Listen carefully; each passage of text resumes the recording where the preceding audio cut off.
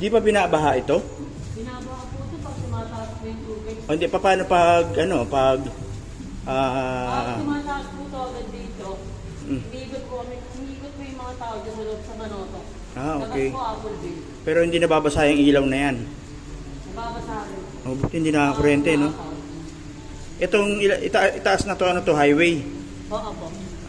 So ang daming tubo ng tubig. Oh. Kasi pag alam mo tumataas yung tubig, pinapatay na lahat ng kuryente niya. Oo nga, ano.